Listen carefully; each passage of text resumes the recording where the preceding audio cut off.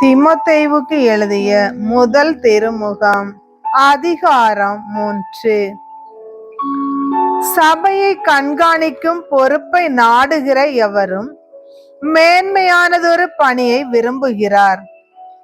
இக்கூற்று உண்மையானது.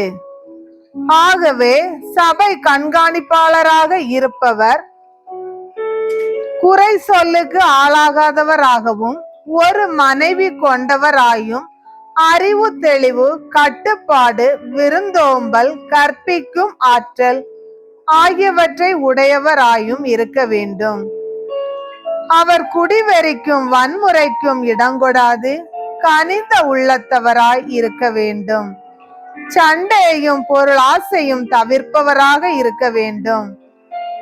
தமது சொந்த குடும்பத்தை நல்ல முறையில் நடத்தி தம் பிள்ளைகள் பணியுடனும் மிகுந்த கண்ணியத்துடனும் வளர ஆவன செய்பவராக இருக்க வேண்டும். தமது சொந்த குடும்பத்தை நடத்த தெரியாத ஒருவரால் கடவுளின் சபையை எவ்வாறு கவனிக்க முடியும்? திருச்சபையில் புதிதாக சேர்ந்த ஒருவர் கண்காணிப்பாளராக கூடாது. அவ்வாறு ஆவாரானால் அவர் தற்பெருமை கொள்ளலாம். அதனால் அலகைக்கு கிடைத்த தண்டனையை அவர் அடைய நேரிடும்.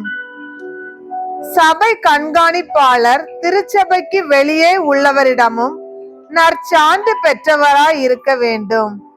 இல்லாவிட்டால் அவர் இழி சொல்லுக்கு ஆளாகலாம்.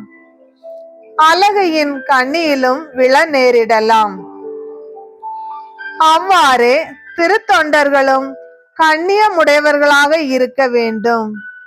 இரட்டை நாக்கு உடையவர்களாகவும் குடிவெறிக்கு அடிமைப்பட்டவர்களாகவும் இழிவான ஊதியத்தின் மேல் ஆசை உள்ளவர்களாகவும் இருத்தலாகாது.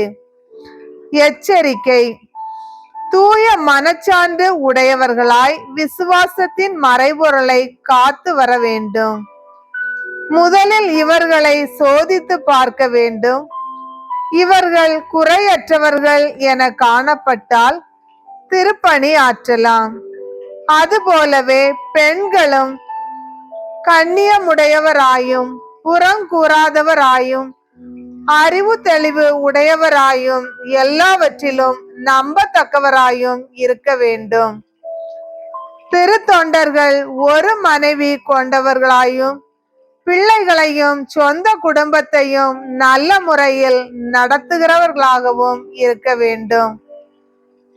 நன்கு திருத்தொண்டு ஆற்றுவோர் உயர் மதிப்பு பெறுவர்.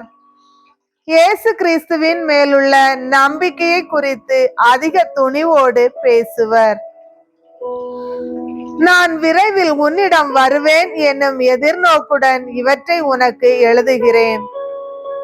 நான் வர காலம் தாழ்த்தினால் நீ கடவுளின் வீட்டாரிடம் எவ்வாறு நடந்து கொள்ள வேண்டும் என்பதை இத்திருமுகத்தின் வழியாக தெரிந்து கொள்ளலாம்.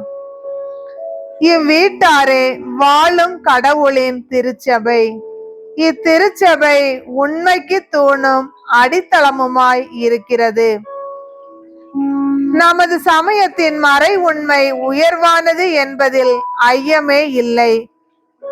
அது பின்வருமாறு: மானிடராய் அவர் வெளிப்படுத்தப்பட்டார். தூய ஆவியால் நேர்மையாளர் என மெய்ப்பிக்கப்பட்டார். வானதூதருக்கு தோன்றினார். பிற இனத்தாருக்கு பறைசாற்றப்பட்டார். உலகினரால் நம்பிக்கையோடு ஏற்க பெற்றார். மாட்சியோடு விண்ணேற்றம் அடைந்தார்.